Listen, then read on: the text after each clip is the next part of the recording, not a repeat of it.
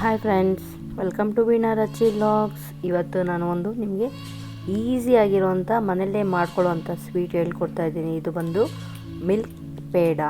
ತುಂಬ easy, just 3 items ಇದ್ದರೆ ಸಾಕು, ಇನ್ನೇನು ಬೇಕಾಗಿಲ್ಲ.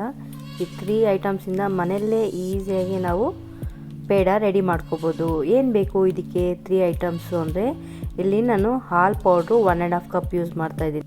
ನಾವು ಏನು ಮೆಜರ್ಮೆಂಟ್ ತೊಗೊಂಡಿರ್ತೀರೋ ಅದರಲ್ಲೇ 3/4 ಕಪ್ಪಷ್ಟು ಹಾಲು ಹಾಕ್ಕೋಬೇಕು.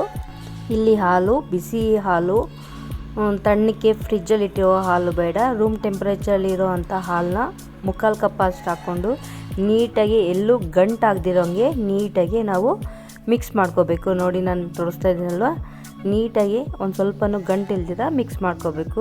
ಈಗ ಒಂದು ಕಡಾಯಿಗೆ ಒಂದು 2 ಟೇಬಲ್ ಸ್ಪೂನಷ್ಟು 2 or 3 ಟೇಬಲ್ ಸ್ಪೂನಷ್ಟು ತುಪ್ಪನ ಹಾಕಿ ನೀಟಾಗಿ ಅದು ಕಾಯೋಕ್ಕೆ ಬಿಡೋಣ.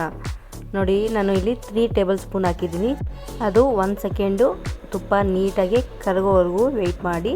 ಆದಮೇಲೆ ನಾವು ಏನು ಮಿಕ್ಸ್ ಮಾಡ್ಕೊಂಡಿದ್ದೀರಲ್ವ, ಬ್ಯಾಟರ್ ರೆಡಿ ಮಾಡ್ಕೊಂಡಿದ್ದೀರಲ್ಲ, ಜಸ್ಟ್ 2 ಐಟಮ್ ಹಾಕಿ ಏನು ಬ್ಯಾಟರ್ ರೆಡಿ ಮಾಡ್ಕೊಂಡಿದ್ದೀರೋ ಆ ಬ್ಯಾಟರ್ನ ಇದಕ್ಕೆ ಹಾಕಬೇಕು.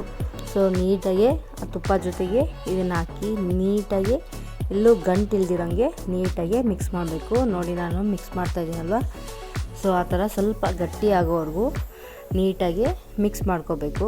ನೋಡಿ ನಿಮಗೆ ಗೊತ್ತಾಗ್ತಾ ಇದೆಯಲ್ವ, ಗಟ್ಟಿ ಆಗ್ತಾಯಿದೆ. ಗಟ್ಟಿ ಆದಮೇಲೆ ಒಂದು 1/2 ಟೇಬಲ್ ಸ್ಪೂನಷ್ಟು ತುಪ್ಪನ ಹಾಕಿ ನೀಟಾಗಿ ಮಿಕ್ಸ್ ಮಾಡಬೇಕು. ಸೊ ಅದಾದಮೇಲೆ 1 ಕಪ್ಪಷ್ಟು ಸಕ್ಕರೆನ ಹಾಕಿ ನೀಟಾಗಿ ಸಕ್ಕರೆ ಎಲ್ಲ ಕರಗೋವರೆಗೂ ನೀಟಾಗಿ ಮಿಕ್ಸ್ ಆದಮೇಲೆ ನೀಟಾಗಿ ಒಂದು ಸರ್ವಿಂಗ್ ಬೌಲಲ್ಲಿ, ಇಲ್ಲಾಂದರೆ ನಿಮಗೆ ಸ್ಕ್ವಯರ್ ಬೇಕು ಅಂದರೆ ಸ್ಕ್ವಯರು ಮಾಡ್ಕೋಬೋದು. ಸೊ ನಾನು ಈ ಶೇಪ್ ಮಾಡಿಕೊಂಡು ಮೇಲ್ಗಡೆ ಡ್ರೈ ಫ್ರೂಟ್ಸ್ ಹಾಕಿ ಗಾರ್ನಿಷ್ ಮಾಡ್ತಾಯಿದ್ದೆ. ಸೊ ಎಷ್ಟು ನೀಟಾಗಿ ಮನೆಯಲ್ಲೇ ಮಾಡ್ಕೋಬೋದಲ್ವ ಫ್ರೆಂಡ್ಸ್. ಸೊ ನೀವು ಟ್ರೈ ಮಾಡಿ, ಹೇಗೆ ಬಂತು ಅಂದ್ಬಿಟ್ಟು ಕಮೆಂಟ್ ಬಾಕ್ಸಲ್ಲಿ ಮೆನ್ಷನ್ ಮಾಡಿ.